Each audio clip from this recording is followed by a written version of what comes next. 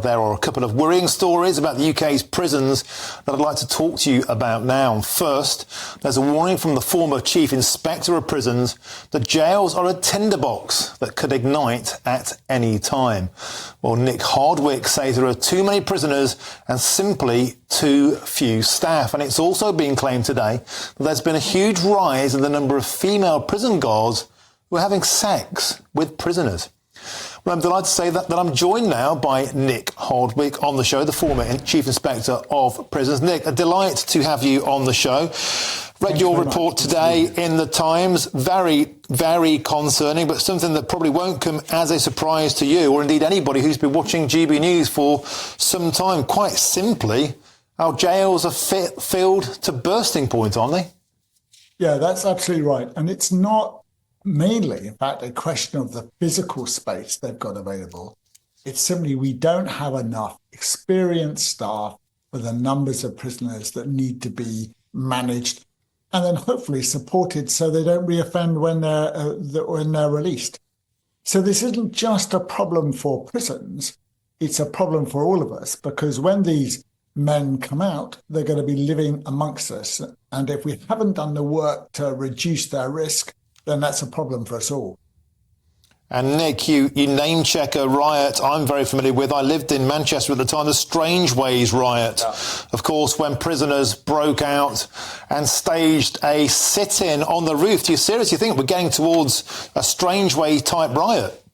I am more concerned than I've ever been before, because I think to have a riot, you need a combination of things. You need, on a whole, prisoners to have legitimate complaints. You need to have then someone who's a ringleader who can then take advantage of that and mobilize it. And you need staff to make a mistake or not control something quickly when it begins to go wrong. And I think you've got a much greater risk now of all of those three things happening than has been the case for many years. Obviously, I hope very much it won't happen. But I think we need to be alert to the risks. I mean, I can think of an occasion just recently when one of the big prisoners grabbed officers' keys. They got through a security gate and were stopped by an experienced officer rugby tackling them, basically. But that could have gone terribly wrong. And I think there are many other instances where we've come close to stuff getting out of hand. But often, thanks to the bravery of prison officers, we've been able to stop that. But, we should keep everything, fingers crossed, toes crossed, everything crossed, that they continue to do that.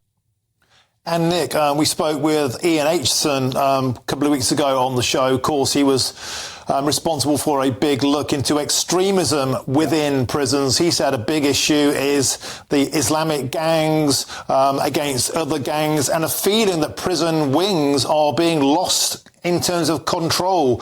Is it now the prisoners who are in control and the wardens who are running afraid? Well, I think you still have some elements of that. I mean, at one level, prisons have always required staff and prisoners themselves to work together to manage. There's always a lot more prisoners than there are staff. And the reason it normally works is that it's in everybody's interest that they stay peaceful. Most prisoners want a quiet life. They want to get on with their sentence, see their family, make a telephone call, all that kind of stuff. And staff generally don't want trouble. And prisoners mainly do, on the whole, want staff to maintain discipline. But when that breaks down, then there is a risk that gangs of whatever type start to have more influence. They start to run things. And then when that happens, and you've got inexperienced staff there, it's very difficult for staff to get control back. Maybe look the other way rather than risk intervening and getting punched or worse. And Nick, what's the answer? I mean, do we get tougher on the prisoners? Do we clamp down on them? Do we release them earlier and keep the numbers down? We're seeing various measures of that. 60 days early, offenders being let out. Or do we need to build more prisons? But they're not cheap, are they? There's one in Scotland, 210 million quid. I mean, I would say as a society, we need to have a sensible discussion about what we want. I mean, there's a number of ways you could deal with this. The government is spending £4 billion building new prisons. And the Labour Party has said it will do the same. Well, if we're spending £4 billion on prisons, then that's £4 billion less to spend for defence, for instance. So we have to make a choice about priorities. But even so, the problem we've got ourselves into is that the prison population is rising faster than we can build the prisons and faster than we can recruit the staff. So it's a very difficult position. And, you know, I don't think releasing people early, maybe it's the least bad option. It's not desirable at all, because that means that prisoners are being released without any kind of planning, often without accommodation, and then quite often they're being recalled very quickly afterwards. So it is a real mess. I wouldn't want to disguise that. And Nick, preferential treatment, soft treatment of prisoners, something we talk about a lot. An astonishing report in today's paper, conjugal rights not being performed by prisoners' partners, but by female prison wardens. Why on earth is that allowed to happen? Why is it increasing? Well, I think it's a combination of inexperienced staff. Inevitably, what you've got is some very manipulative prisoners. And you could take advantage. You've got inexperienced staff. And when you have that, in different kinds of way, there's a risk that staff get corrupted, either through relationships or maybe bringing drugs in or whatever. I want to be clear. I think most prison staff do a great job in very, very difficult circumstances. They deal with something that the rest of us would rather forget.